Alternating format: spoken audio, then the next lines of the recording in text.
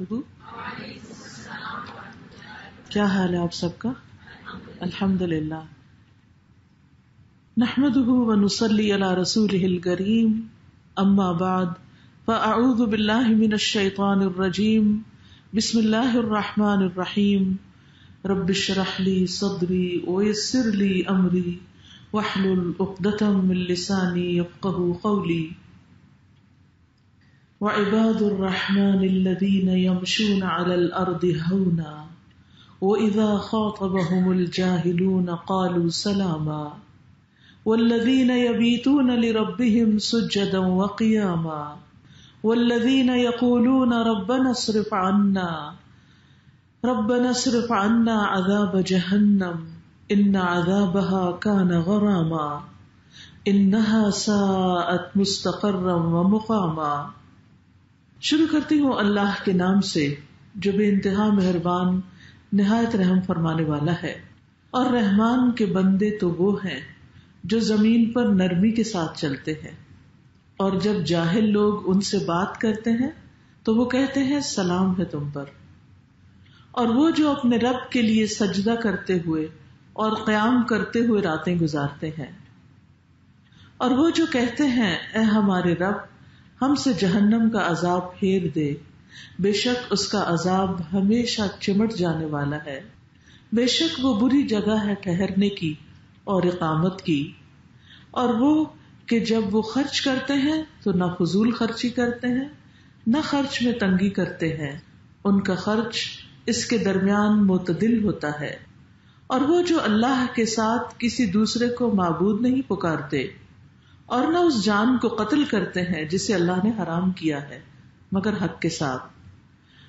اور عباد الرحمان تو وہ ہیں جو زنا نہیں کرتے، اور جو یہ کرے گا اس کو سخت گناہ ملے گا، اس کے لیے قیامت کے دن دگنا عذاب دیا جائے گا، اور وہ ہمیشہ اس میں ذلیل و خوار ہو کر رہے گا. مگر جس نے توبہ کی اور ایمان لے آیا اور عمل کیا نیک عمل، تو یہ ہے وہ لوگ جن کی برائیوں کو اللہ نیکیوں میں بدل دے گا. اور اللہ ہمیشہ بے حد بخشنے والا نہایت رحم فرمانے والا ہے. اور وہ جو توبہ کرے اور نیک عمل کرے تو یقیناً وہ اللہ کی طرف رجوع کرتا ہے، سچا رجوع کرنا. اور وہ جو جھوٹ میں شریک نہیں ہوتے اور جب کوئی بیہودہ کام کے پاس سے گزرتے ہیں تو شرافت کے ساتھ گزر جاتے ہیں. اور عباد الرحمان وہ ہیں کہ جب انہیں ان کے رب کی آیات کے ساتھ نصیحت کی جاتی ہے تو ان پر بہرے اور اندھے ہو کر نہیں گرتے. اور وہ جو کہتے ہیں اے ہمارے رب ہمیں اپنی ازواج اور اولاد سے آنکھوں کی ٹھنڈک عطا فرما اور ہمیں متقین کا امام بنا. ان لوگوں کو جزا میں بالا خانے دیے جائیں گے اس لیے کہ انہوں نے صبر کیا، اور اس میں ان کا استقبال زندگی کی دعا اور سلام کے ساتھ کیا جائے گا. ہمیشہ اس میں رہنے والے ہیں، وہ ٹھہرنے اور رہنے کی اچھی جگہ ہے.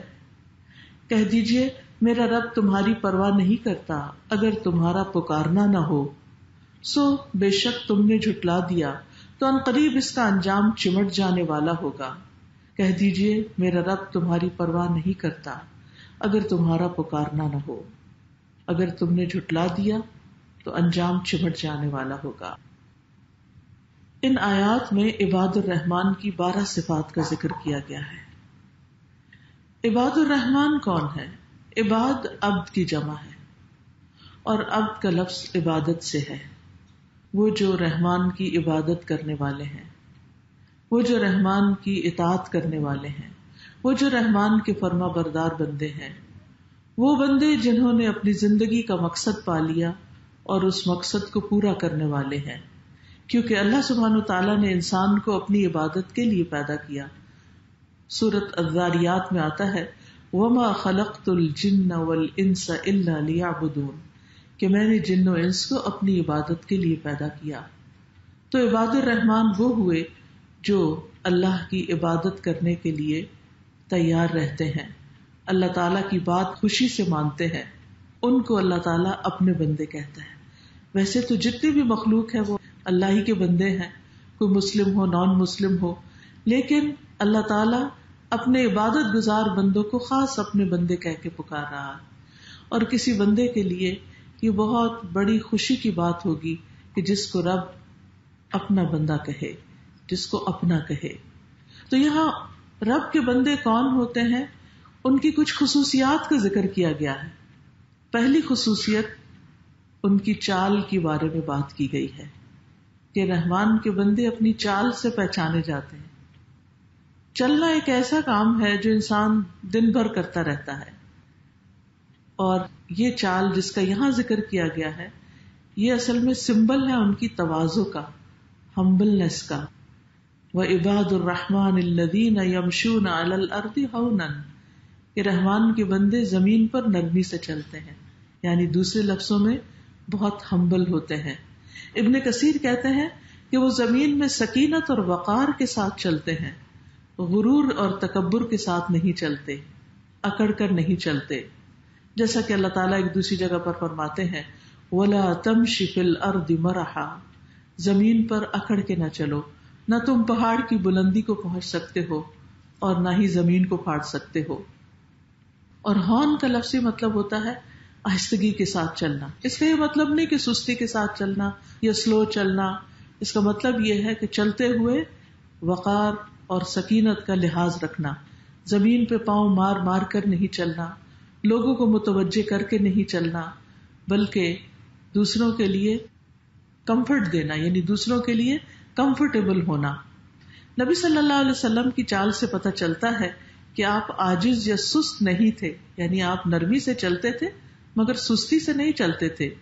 جب آپ چلتے تو زمین پر پاؤں جما کے چلتے تھے، پاؤں زمین پہ گھسیٹ کر نہیں چلتے تھے. آپ یوں چلتے تھے جیسے آپ کسی چیز پر ٹیک لگاتے ہوں، یعنی پر اعتماد، باوقار، پرسکون چال کے ساتھ، قدموں پہ پورا زور ڈال کر، لڑک لڑک کر نہیں یا پاؤں کھینچ کھینچ کر نہیں، کیونکہ اللہ سبحانہ وتعالیٰ کو تکبر سے چلنا پسند نہیں، اور متکبرانہ چال چلنے والے کا انجام بھی بہت برا ہوتا ہے، جس کی مثال قارون کی ہمیں قرآن مجید سے ملتی ہے کہ وہ بہت اکڑ کر اور بہت غرور کے ساتھ چل رہا تھا کہ زمین میں دھس گیا اور وہ دھستا ہی چلا جا رہا ہے. ابن عمر سے مروی ہے کہ وہ کہتے ہیں میں نے رسول اللہ صلی اللہ علیہ وسلم کو فرماتے ہوئے سنا کہ جو شخص اپنے آپ کو بڑا سمجھے یا اپنی چال میں تکبر کرے وہ اللہ سبحانہ تعالیٰ سے اس حال میں ملے گا کہ اللہ تعالیٰ اس سے ناراض ہوگا. تو انسان اپنی چال سے پہچانا جاتا ہے. مختلف لوگ جس طرح کی سوچ رکھتے ہیں وہ ان کی چال میں نمایاں ہوتی ہے. سکینت سے چلنے کا حکم صرف عام روزمرہ زندگی میں نہیں، نماز کے لیے بھی ہے. یعنی اگر نماز کھڑی بھی ہوگی، جماعت کھڑی ہو گئی ہے تو بھی منع کیا گیا ہے کہ دوڑ دوڑ کے اور ایک دوسرے کو کونی مارتے ہوئے یا پش کرتے ہوئے یا دھکا دے کے نہیں جائے، جیسے حرم میں عام طور پر ہوتا ہے کہ نماز کے وقت میں بعض اوقات دوسروں کا خیال نہیں رکھا جاتا. تو یہاں پر یہ بتایا گیا کہ رحمان ان بندوں کو پسند کرتا ہے کہ جن کی چال نرم ہوتی ہے، جن کے اندر عاجزی ہوتی ہے، وہ جو دوسرے انسانوں کو انسان سمجھتے ہیں اور ان کو تکلیف دینے سے بچتے ہیں. دوسری صفت عباد الرحمان کی گفتگو کیسی ہوتی ہے؟ فرمایا وَإِذَا خَاطَبَهُمُ الْجَاهِلُونَ قَالُوا سَلَامًا کہ جب جاہل ان سے خطاب کرتے ہیں، ان سے بات کرتے ہیں اکھڑ پن سے، تو وہ جواب میں سلامتی کا رویہ اختیار کرتے ہیں، ان کو سلام کر دیتے ہیں. یعنی دوسرے لفظوں میں حلیم الطبع ہوتے ہیں، شفیق ہوتے ہیں، ان کے اندر ٹالرنس ہوتی ہے، بردباری اور برداشت کی صفت ہوتی ہے کہ دوسرا شخص اگر سمجھداری کا ثبوت نہیں دے رہا اور یہ سمجھ رہے ہیں کیونکہ اللہ نے ان کو سمجھ دی ہے، باشعور زندگی بسر کرتے ہیں، تو یہ دوسروں کے ساتھ حماقت کا مظاہرہ نہیں کرتے. جزاء سیئۃ سیئۃ بمثلھا تو ہے، لیکن یہاں رحمان کے بندوں کی صفت کیا ہے کہ وہ ان کے ساتھ عاجزی کے ساتھ بات کریں. یعنی جب جاہل لوگ بری بات کہہ کے حماقت کا مظاہرہ کرتے ہیں تو یہ جواب میں مقابلے میں درگزر کا رویہ اختیار کرتے ہیں، معاف کرتے ہیں اور خیر کے علاوہ کوئی بات نہیں کرتے. ان کی سرشت میں ہی ایک خوبصورت رویہ ہوتا ہے کہ جس سے یہ دوسروں کے ساتھ پیش آتے ہیں. فرعون جیسے سرکش بادشاہ کے سامنے جاتے ہوئے اللہ سبحانہ تعالیٰ نے حضرت موسیٰ علیہ السلام اور ہارون علیہ السلام کو جو نصیحت کی تھی وہ کیا تھی کہ کہ اذهبا الى فرعون انه طغى فقولا له قولا لینا لعله يتذکر او یخشی، کہ جاؤ فرعون کی طرف، اس نے بڑی سرکشی کی، یعنی سخت اکڑ پن کا ثبوت دیا، جہالت کا ثبوت دیا ہے، لیکن تم نے کیسے معاملہ کرنا ہے اس کے مقابلے میں ویسا نہیں بننا. فرمایا فقولا له قولا لینا، اس کے سامنے نرمی سے بات کرنا ہے، شاید کہ وہ نصیحت قبول کر لے یا اللہ سے ڈر جائے.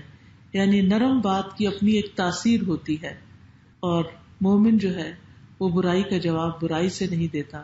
نبی صلی اللہ علیہ وسلم کی صفت یہی بتائی گئی، صحیح بخاری میں آتا ہے کہ ولا يدفع السیئۃ بالسیئۃ ولکن یعفو ویصفح، کہ وہ برائی کا جواب برائی سے نہیں دیتے تھے بلکہ معاف کر دیتے اور درگزر کرتے تھے. یہاں بنیادی طور پر بتانا یہ مقصود ہے کہ عباد الرحمان جو ہیں وہ بد اخلاقی کے جواب میں بد اخلاقی کا مظاہرہ نہیں کرتے، اور جاہلوں سے اعراض بھی برتتے ہیں.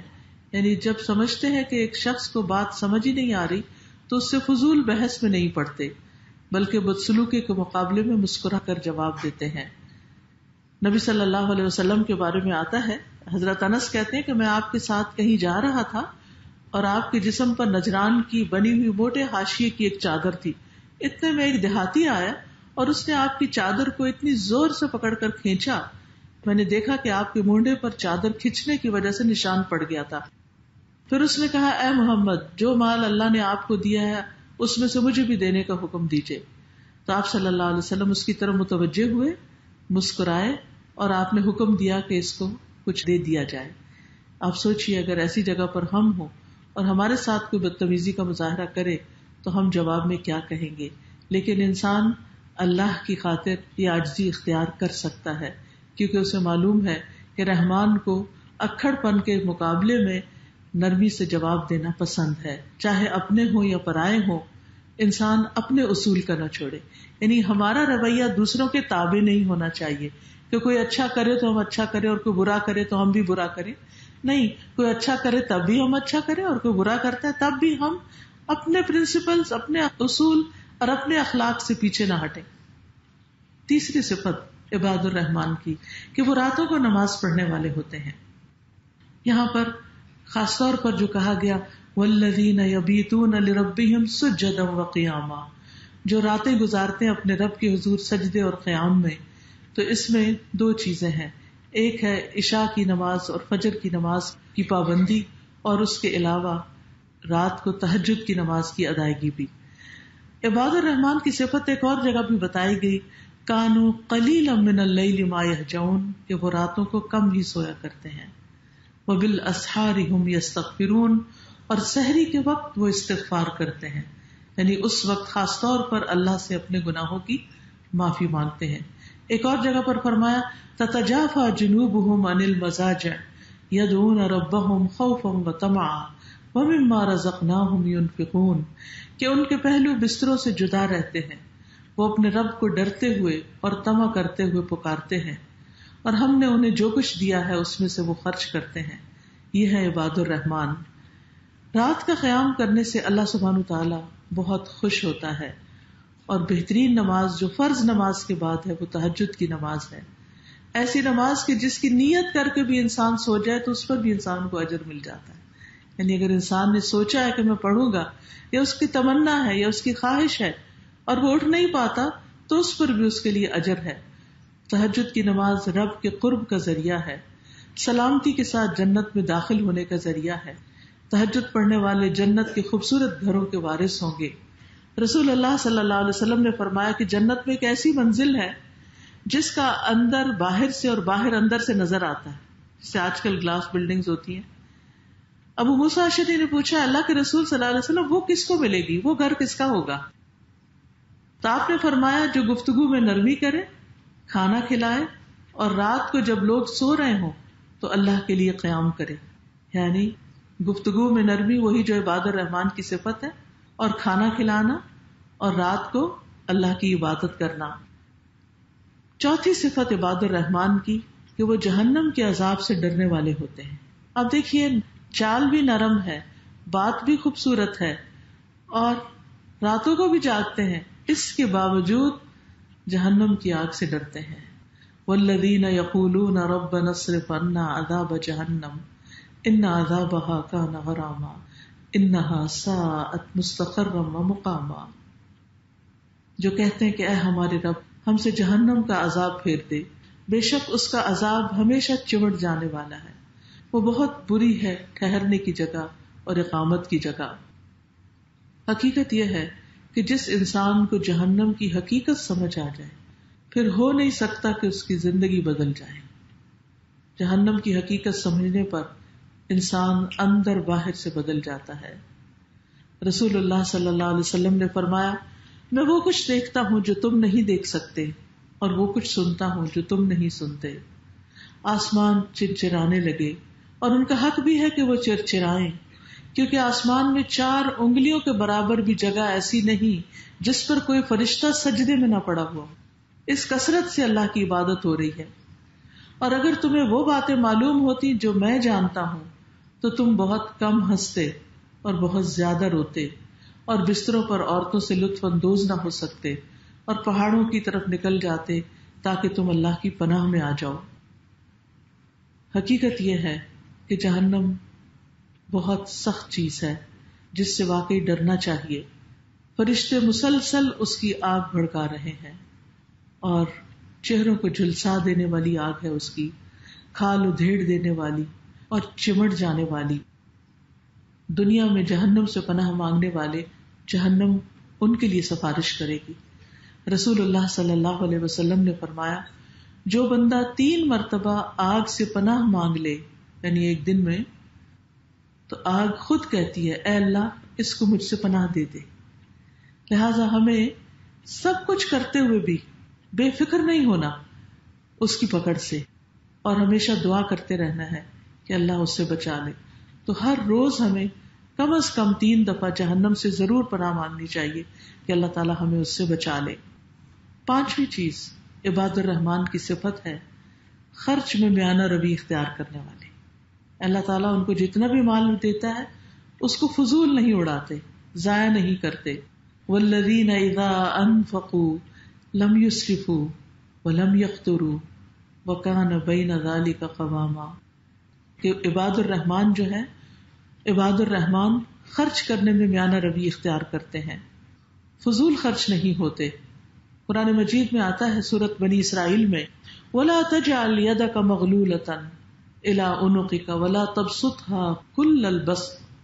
نہ اپنا ہاتھ اپنی گردن سے بندھا ہوا لے کر آؤ، یعنی بندھا ہوا مت رکھو کہ کچھ خرچ ہی نہ کرو، اور نہ ہی اسے کھول دو پوری طرح کھولنا کہ جو کچھ ہے بس دے ہی ڈالو. اعتدال کی راہ. مال جو ہے وہ ہر امت کے لیے ایک آزمائش رہی ہے، ہر امت کی ایک آزمائش رہی ہے، اور ہماری امت یعنی نبی صلی اللہ علیہ وسلم کی جو امت ہے اس کی آزمائش اور اس کا فتنہ مال ہے. اس لیے اس معاملے میں خاص طور پر محتاط ہونے کی ضرورت ہے کہ مال کا آنا بھی ایک امتحان ہے، مال کا جمع کرنا بھی ایک امتحان ہے، اور مال کا خرچ کرنا بھی ایک امتحان ہے.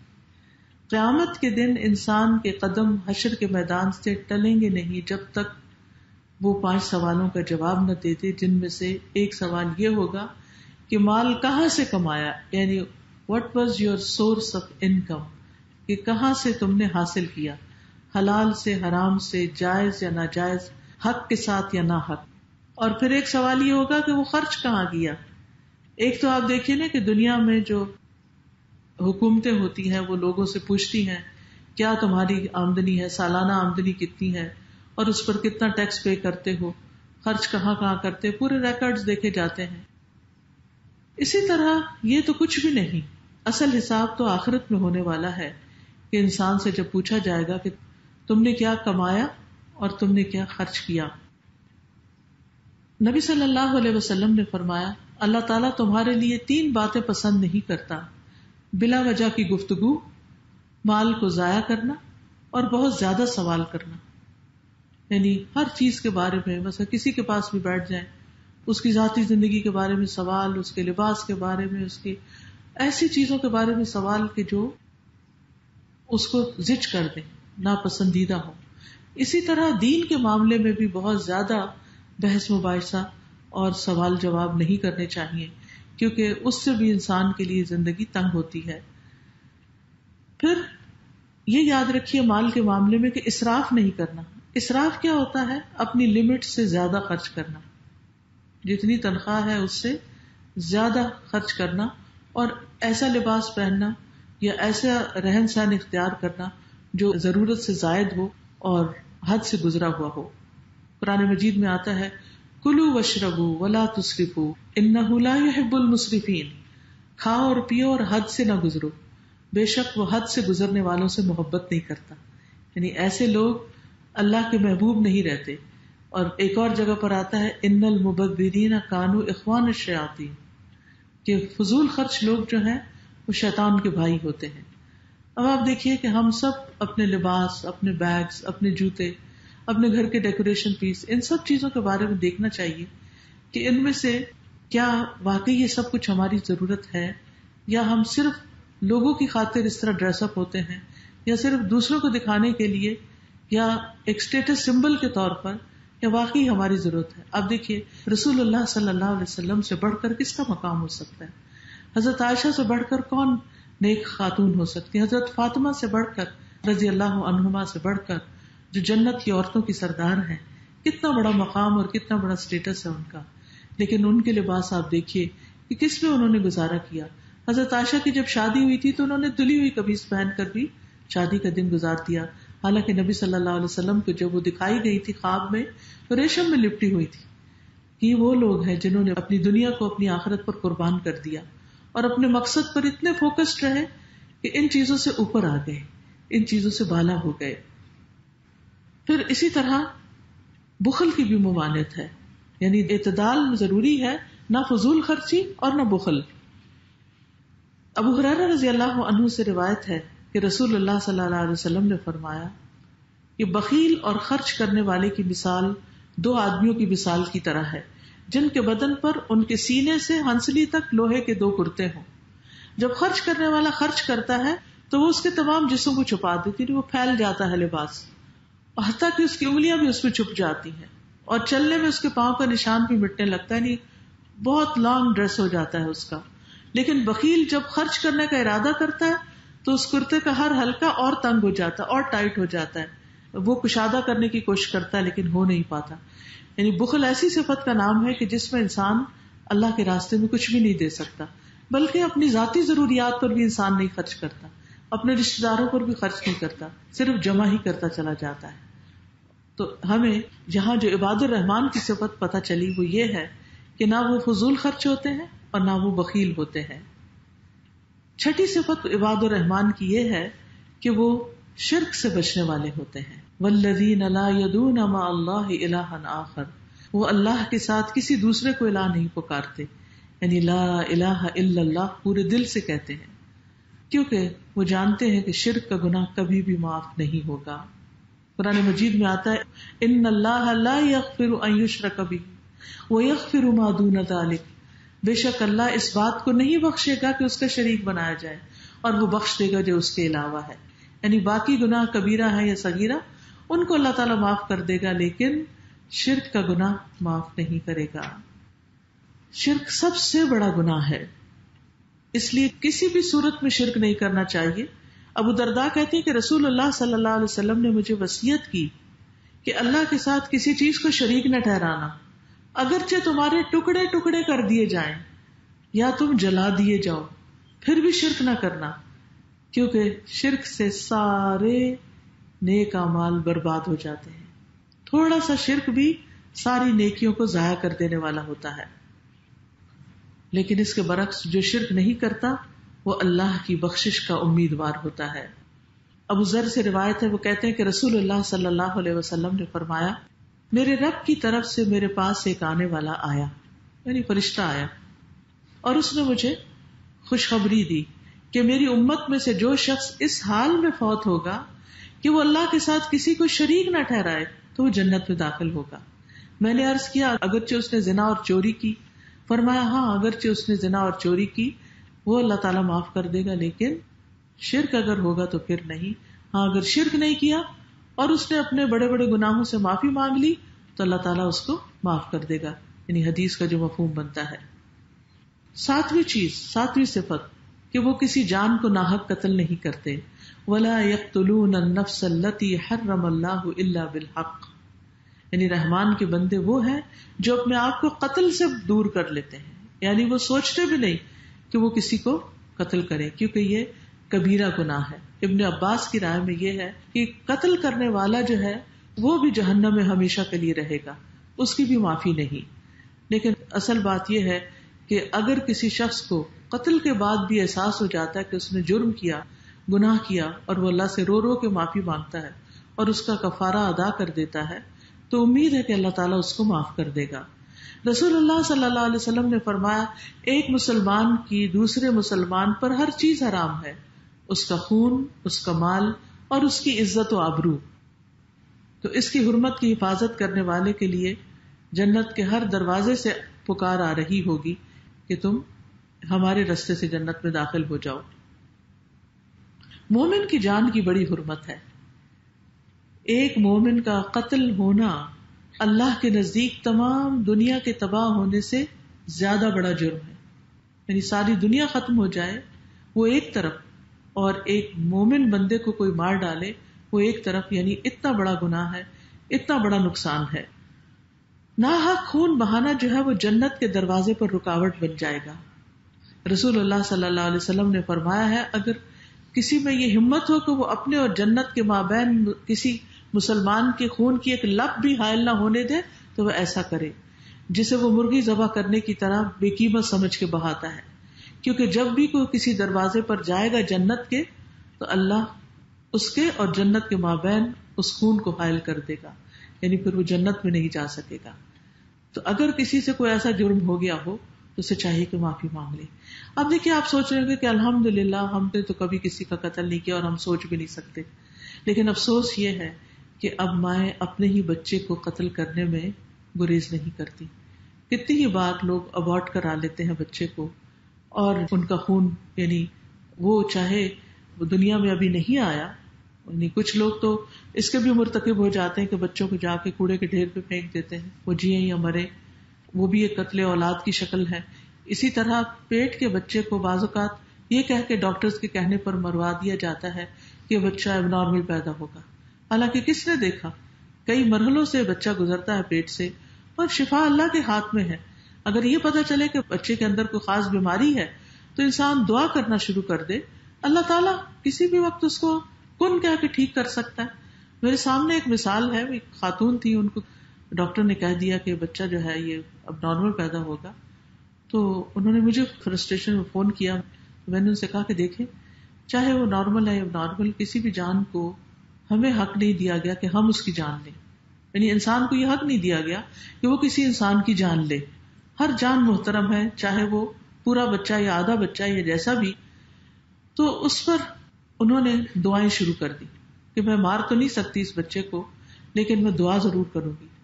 اور الحمدللہ ان کا بچہ جب پیدا ہوا تو وہ باقی بچوں سے بھی زیادہ خوبصورت اور زیادہ اچھا تھا. اور پھر وہ پاکستان لائی مجھے ملوانے کے لیے کہ یہ ہے وہ بچہ جس کی جان لینے کے پیچھے ڈاکٹرز پڑ گئے تھے، اور میں نے اس کو پھر اللہ کا حکم سمجھتے ہوئے مارنے نہیں دیا. تو اللہ نے مجھے اتنا بڑا انعام دیا کہ میری آنکھوں کی ٹھنڈک ہے یہ بچہ. تو حقیقت یہ ہے کہ انسان کو اس معاملے میں بھی بہت محتاط ہونے کی ضرورت ہے. ایسا نہ ہو کہ وہ بچہ جنت میں جانے کے راستے میں رکاوٹ بن جائے. 8ویں صفت رحمان کے بندوں کی یہ ہے کہ وہ زنا نہیں کرتے، اپنی شرمگاہوں کی حفاظت کرتے ہیں.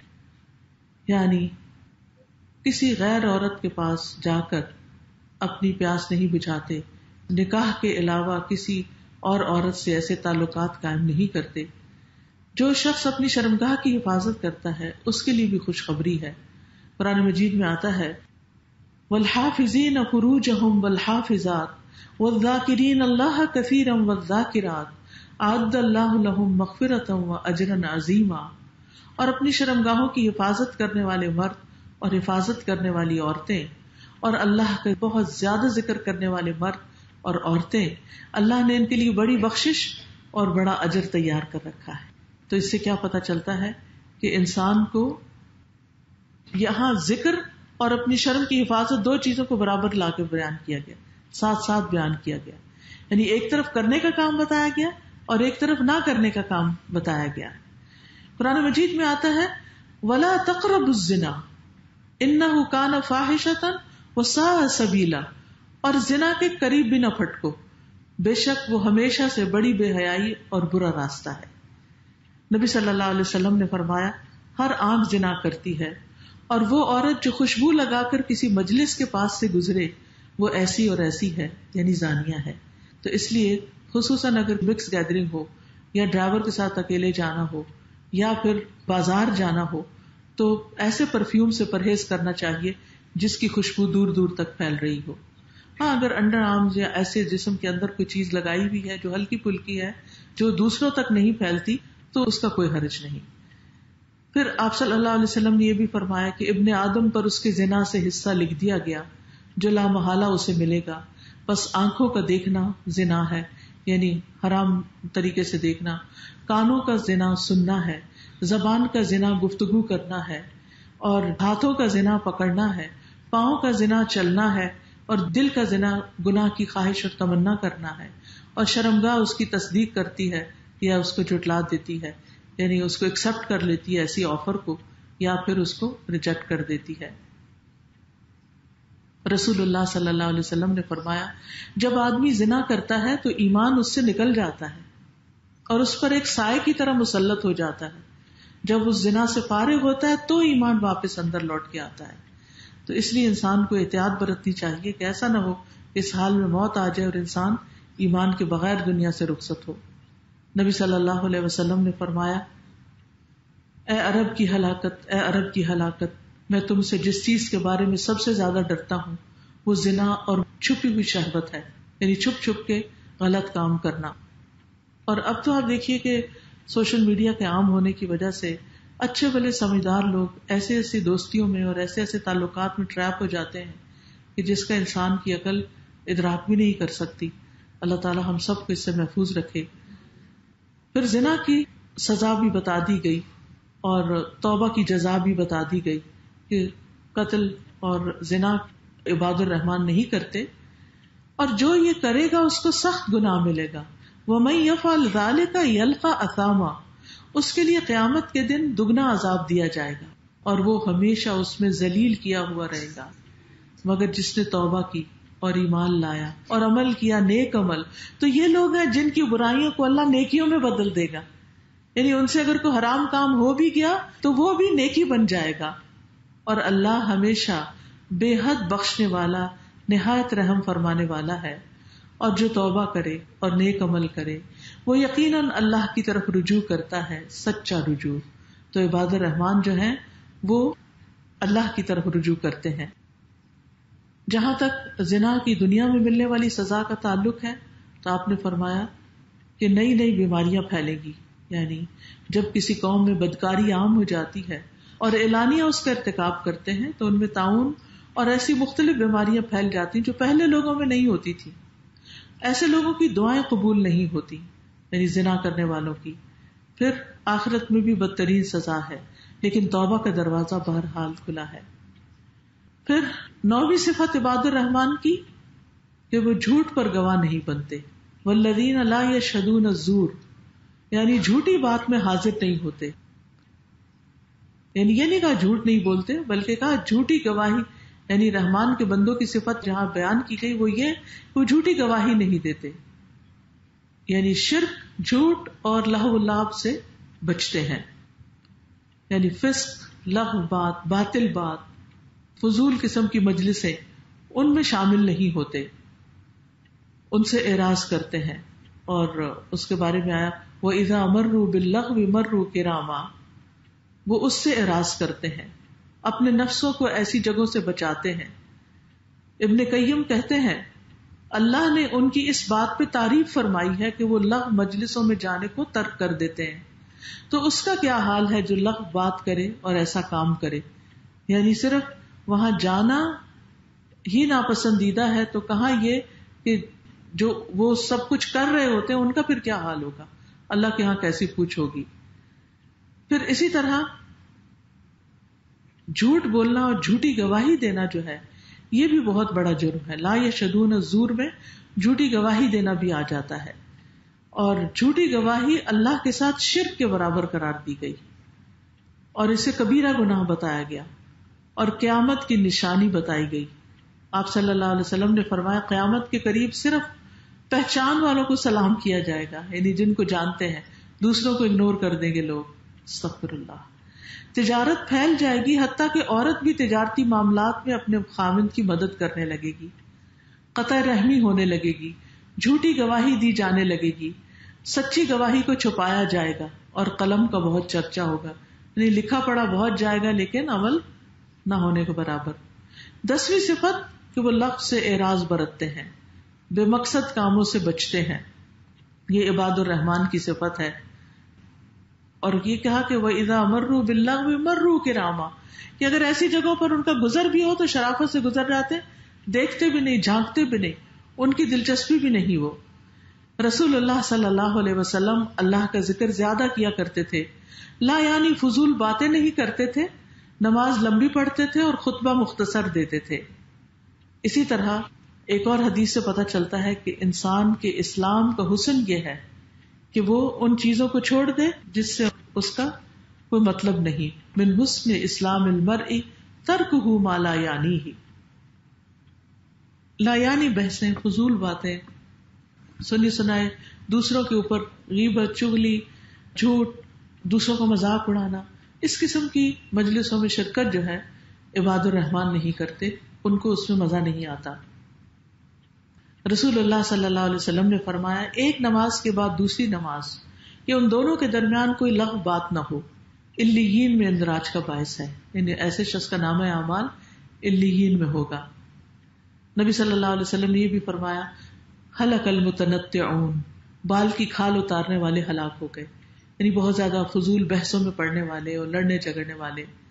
اور متنطع وہ شخص ہوتا ہے جو ایسی بات کی کورید کرے جس میں کوئی فائدہ ہی نہیں، یعنی ان چیزوں میں پڑ جائے کہ جس سے کچھ حاصل نہیں ہونے والا، کوئی نتیجہ نہیں نکلنے والا. 11ویں صفت عباد الرحمان کی بتائی گئی کہ وہ نصیحت قبول کرنے والے ہیں. والذین اذا ذکروا بآیات ربہم لم یخروا علیہا صما وعمیانا، کہ جب ان کو اپنے رب کی آیات کے ساتھ نصیحت کی جاتی ہے تو وہ اس کے اوپر اندھے بہرے بن کر نہیں گر پڑتے، یعنی وہ اگنور نہیں کرتے. اندھے ہونے کا مطلب کیا کہ جیسے دیکھا ہی نہ ہو کہ کوئی نصیحت کر رہا ہے، اور بہرے ہونے کا مطلب کیا ہے کہ جیسے سنا ہی نہ ہو، یعنی ان کو کوئی بات سمجھائی جائے تو وہ اس طرح اگنور کر دیتے ہیں جیسے ان کا اس سے مطلب ہی کوئی نہیں، ان کی اس سے کوئی دلچسپی نہیں ہوتی. حقیقت یہ ہے کہ مومن نصیحت قبول کرنے والا ہوتا ہے. نصیحت کڑوی ہوتی ہے، نفس کے خلاف ہوتی ہے، نفس پہ بڑی بھاری پڑتی ہے، لیکن اس کے باوجود مومن اس کو قبول کرتا ہے. پھر 12ویں صفت وہ اپنی ازواج اور اولاد کے لیے دعائیں کرتے ہیں. والذین یقولون ربنا هب لنا من ازواجنا وذریاتنا قرۃ اعین وجعلنا للمتقین اماما، یعنی وہ اللہ کے حضور گڑ گڑاتے ہیں، اپنے لیے دعائیں مانگتے ہیں، اپنی ازواج کے لیے مانگتے ہیں، اپنے بچوں کے لیے مانگتے ہیں کہ اللہ انہیں ہماری آنکھوں کی ٹھنڈک بنا دے اور انہیں نیک لوگوں کا امام بنا دے، یعنی ان کے فالوورز بھی نیک ہوں. یہ بہت ہی یونیک صفت ہے اللہ کے پسندیدہ بندوں کی کہ وہ ہر معاملے میں اللہ ہی کی طرف پلٹتے ہیں اور اللہ کے ساتھ کسی کو شریک نہیں ٹھہراتے، صرف اللہ ہی سے دعائیں کرتے ہیں. وہ صرف لوگوں کو اپنے مسائل نہیں بتاتے رہتے بلکہ اللہ سے مدد مانگتے. آج آپ دیکھیں ہمارا حال کیا ہوتا ہے کہ اگر بچے کی طرف سے کوئی پریشانی ہے تو کبھی اس کو بتائیں گے، کبھی اس کو بتائیں گے، کبھی اس کو بتائیں گے، سارا دن پریشانی پریشانی پریشانی، اس کو اپنے اوپر حاوی اور طاری کر لیتے ہیں. اسی طرح اگر کوئی اور دکھ ہے یا تکلیف ہے یا اپنی کوئی بیماری ہے تو اس کو بھی بار بار مینشن کریں گے. کوئی کھانا کھا رہا ہو، کوئی آرام کر رہا ہو، کوئی کچھ کہہ رہا ہو تو بس ان کو صرف اپنی پڑی ہوتی ہے، وہ اپنی کہانی سنائے چلے جاتے ہیں. لیکن عباد الرحمان جو ہیں، جن کے اخلاق اچھے ہوتے ہیں، وہ اپنے مسائل، اپنے پرابلمز اپنے رب سے شیئر کرتے ہیں اور اس سے خوب خوب دعائیں مانگتے ہیں، کیونکہ ہر مسئلے کا حل دعا میں موجود ہے. یعنی ٹھیک ہے اللہ تعالیٰ پھر دل کھولتا ہے اور رستہ بنتا ہے. انسان کسی انسان سے بھی ایڈوائس لیتا ہے کہ مجھے اس مسئلے میں کیا کرنا چاہیے، لیکن یہ ہر کس و ناقص کو وہ اپنی باتیں نہیں بتاتے رہتے. اور یہ بھی یاد رکھیے کہ والدین جو اپنی اولاد کے لیے دعائیں کرتے ہیں وہ قبول ہوتی ہیں. نبی صلی اللہ علیہ وسلم نے فرمایا 3 قسم کے لوگوں کی دعائیں قبول ہوتی ہیں اور ان کی قبولیت میں کوئی شک و شبہ نہیں. مظلوم کی دعا، مسافر کی دعا، اور والد کی اپنے اولاد کے لیے دعا. یعنی اگر والدہ بھی اگر اپنے بچے کے لیے دعا مانگتے ہیں تو اللہ تعالیٰ اس کو دعا کو قبول کرتا ہے. ہمیں کیا دعا مانگنی چاہیے؟ ایک تو نماز کے اندر لازمی دعا ہے رب اجعلنی مقیم الصلاۃ ومن ذریتی ربنا وتقبل دعا. اور اس کے علاوہ یہی دعا جو عباد الرحمان مانگتے ہیں ہمیں بھی مانگنی چاہیے. اور کہتے ہیں کہ اللہ اسے ہماری آنکھوں کی ٹھنڈک بنا.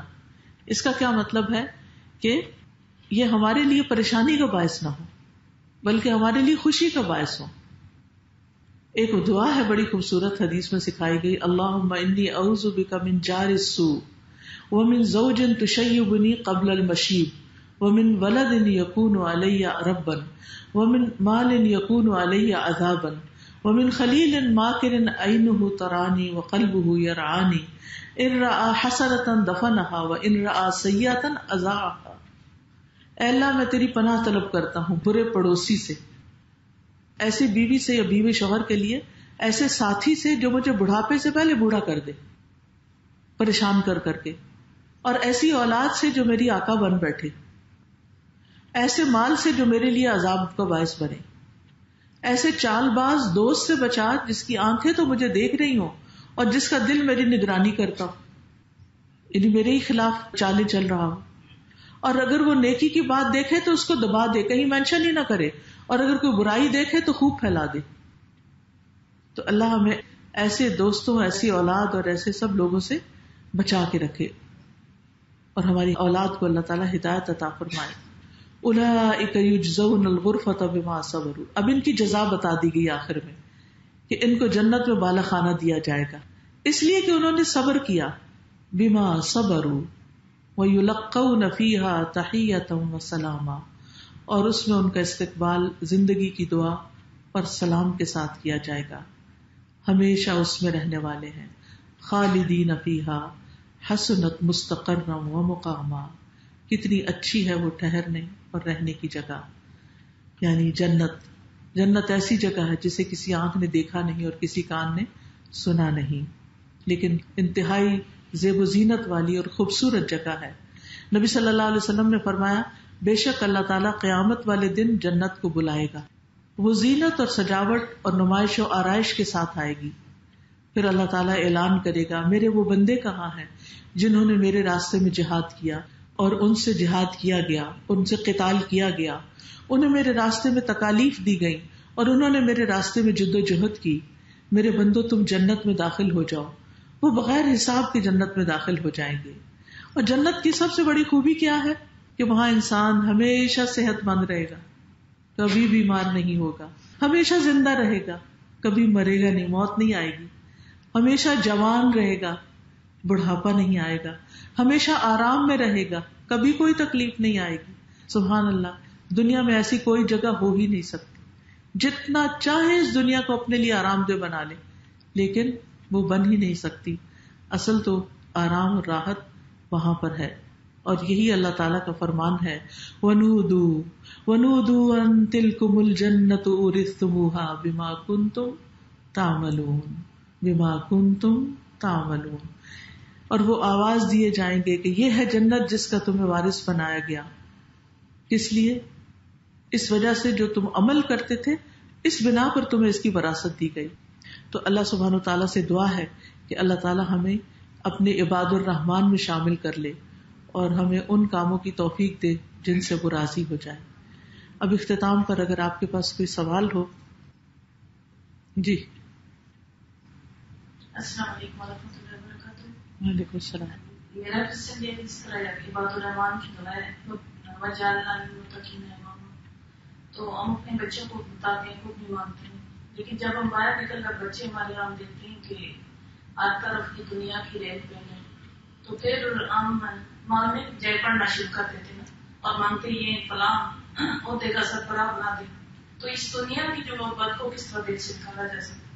دیکھیے کہ دنیا اگر جائز حلال طریقے سے حاصل کی جائے تو اس میں مذائقہ نہیں.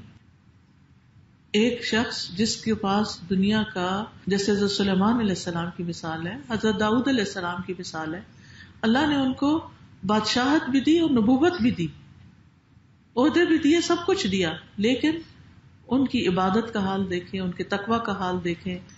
تو اصل چیز ہے تقوی. چاہے انسان غریب ہو یا امیر ہو، کہیں پر بھی ہو، پڑھا لکھا ہو ان پڑھ ہو، تو متقی ہو، اللہ سے ڈرنے والا. اللہ سے ڈرنے والے کا مطلب کیا؟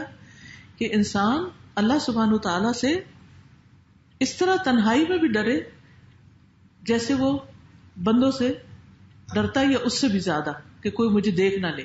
تو اکیلے میں بھی کوئی غلط کام نہ کرے، کسی کے ڈر سے اچھا نہ کرے، بلکہ صرف اللہ کی خاطر اچھا کرنے والا ہو. اور تبھی وہ صفات پیدا ہوتی ہیں کہ جو پہلے ہم نے دیکھا کہ جو ہم پہ ظلم کرے اس کو معاف کر دیا جائے، جو ہمارے ساتھ جہالت برتے اس کو سلام کر دیا جائے، اس کے لیے سلامتی کا پیغام دیا جائے. السلام علیکم اساتذہ. وعلیکم السلام. جزاک اللہ خیر، کسی طرح اتنا زبردست آپ نے ہمیں بتایا.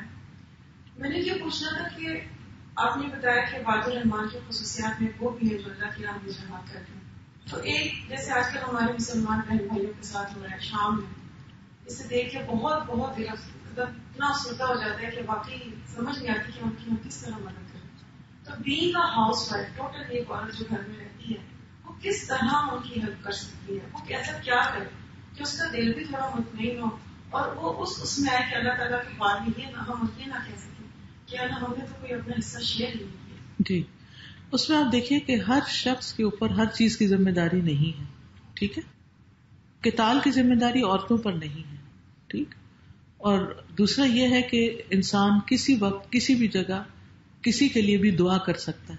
ہر مظلوم کے لیے دعا کرنی چاہیے جہاں بھی دنیا میں ہو.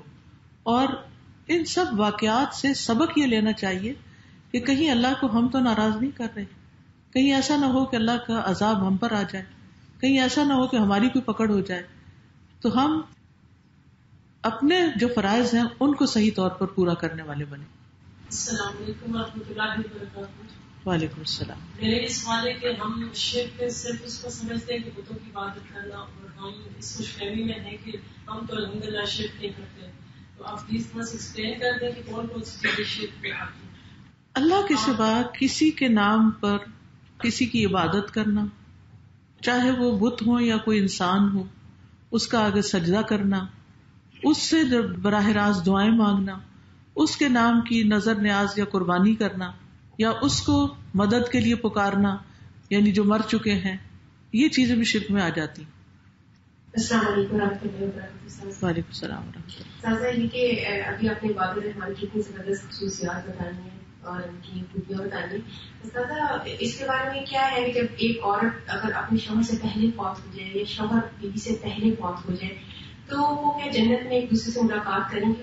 اور سازا ایک اور کنسیپٹ ہمارے یہاں بہت زیادہ عام ہے کہ اگر شوہر مر جائے بیوی سے پہلے تو وہ کہتے ہیں کہ ان کا نکاح ختم ہو گیا.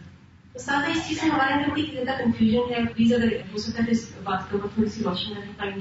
جی، مرنے سے نکاح ختم نہیں ہوتا، یعنی اس کی کوئی دلیل موجود نہیں ہے کہ شوہر فوت ہو جائے تو اس کا بیوی سے نکاح ٹوٹ جاتا ہے. یعنی اب وہ فوت ہو چکا ہے، نکاح ٹوٹتا ہے طلاق دینے سے. ٹھیک ہے نا. تو اب اگر یہ عورت دوبارہ شادی نہیں کرتی، یعنی لوگوں نے شاید اسی سے یہ بات نکال لی کہ وہ چونکہ دوبارہ شادی کر سکتی ہے تو نکاح ٹوٹ گیا اس سے، تو نکاح تو زندہ انسان سے ہوتا ہے نا، لیکن وہ اسٹل اس کی بیوی ہے. اگر وہ نیک ہے، پہلا شخص مرد بھی اور یہ عورت بھی نیک ہے تو اس جنت میں ملیں گے. لیکن اگر ایک طرف ہے اور دوسرا دوسری طرف ہے تو پھر وہ ہمیشہ کے لیے جدائی ہو جائے گی. ٹھیک ہے. اور یہ کہنا کہ عورت اس کا چہرہ بھی نہ دیکھے اور عورت سے اس کا کوئی تعلق نہیں رہا تو یہ بالکل غلط بات ہے، اس کی کوئی حقیقت نہیں. بہت بہت شکریہ. سبحان اللہ والحمد للہ ولا الہ الا اللہ واللہ اکبر ولا حول ولا قوة الا باللہ العلی العظیم. اللہم صلی علی محمد وعلی آل محمد کما صلیت علی ابراہیم وعلی آل ابراہیم انک حمید مجید. اللهم بارك على محمد وعلى آل محمد كما باركت على إبراهيم وعلى آل إبراهيم إنك حميد مجيد. ربنا آتنا في الدنيا حسنة وفي الآخرة حسنة وقنا عذاب النار. ربنا لا تزغ قلوبنا بعد إذ هديتنا وهب لنا من لدنك رحمة إنك أنت الوهاب. ربنا هب لنا من أزواجنا وذرياتنا قرة أعين واجعلنا للمتقين إماما. يا حي يا قيوم برحمتك أستغيث. ربنا لا تؤاخذنا إن نسينا أو أخطأنا. ربنا ولا تحمل علينا إصرا كما حملته على الذين من قبلنا. ربنا ولا تحملنا ما لا طاقة لنا به واعف عنا واغفر لنا وارحمنا انت مولانا فانصرنا علی القوم الکافرین. یا اللہ پاک جو کچھ ہم نے پڑھا ہے اللہ ہمیں اس پر عمل کرنے والا بنا. اللہ تو ہمیں اپنا بندہ بنا لے، اپنے محبوب بندوں میں شامل کر لے، اپنے مقرب بندوں میں شامل کر لے. اللہ ہمیں نیکیوں کی توفیق دے دے، ہمت دے دے، صحت اور عافیت دے دے. اللہ اس دنیا سے اس حال میں جائیں کہ تو ہم سے راضی ہو اور ہم تجھ سے راضی اور خوش ہوں. ہمارا واپسی کا سفر خوشی کا سفر ہو. یا اللہ تو ہم سب کی قبروں کو روشن کر دینا اور ہم سب کو معاف کر دینا، ہمارا حساب آسان کر دینا. یا اللہ تو ہمیں اپنی اولاد کی طرف سے آنکھوں کی ٹھنڈک عطا فرما، اپنے شوہر کی طرف سے آنکھوں کی ٹھنڈک عطا فرما اور ہمارے دکھ تکلیفیں پریشانیاں دور فرما. یا اللہ ہمارے ملک پر اپنی رحمت نازل فرما. یا رب العالمین تو ہماری افواج کی حفاظت فرما اور ان کو دن دگنی رات چگنی ترقی عطا فرما.